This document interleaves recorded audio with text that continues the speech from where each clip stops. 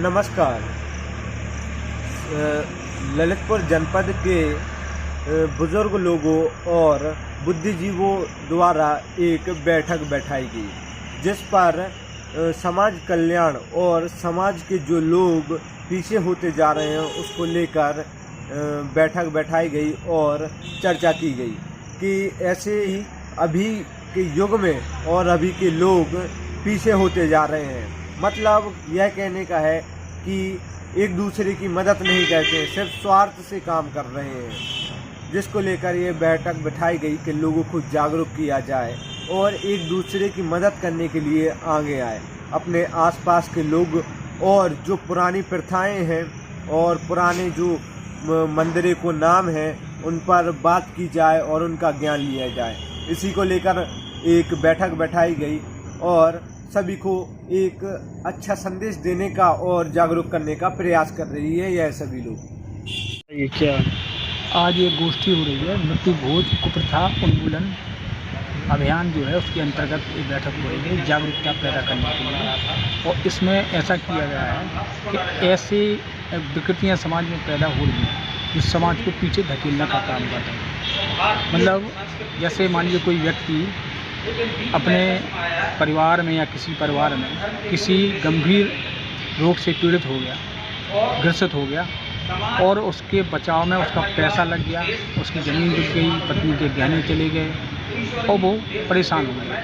तो ऐसी स्थिति में लोगों को जागरूक किया जाता है कि भाई ऐसे लोगों की मदद करें, ऐसा ना कि समाज के लोग दबाव देकर कुछ मृत्यु भोज करने को प्रेरित करें। और मृत्यु भोज का मतलब कि इतनी वृहद स्तर पर भी नहीं करें जितनी उसकी गुंजाइश उस हिसाब से करें। लेकिन समाज में आज ये स्थिति पैदा हो गई कि लोग बाग देखा देखी करते हैं, तो उस देखा देखी को रोकने के लिए ये कहते हो संकल्प ये कि अगर जो लोग अगर मृत्यु भोज नहीं खाएँ तो ठीक है, अगर जो नहीं मानते हैं तो उनसे निवेदन ये होता है कि भाई कम से कम उस दिन मृतक की आत्मा की शांति के लिए हम दिन भर का व्रत रख सकते हैं, उपवास करें।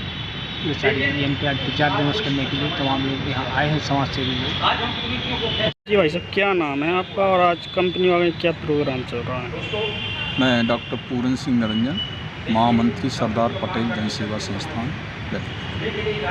आज हम लोग सामाजिक कुप्रथाओं पर चर्चा करने के लिए यहाँ इकट्ठे हुए और उनमें भी विशेष रूप से मृत्यु भोज कुप्रथा। ये समाज में सदियों से व्याप्त कुप्रथा है जिसमें व्यक्ति के मरने के बाद बड़े स्तर पर भोजन कराया जाता है। हम लोगों के विचार से ये प्रथा है।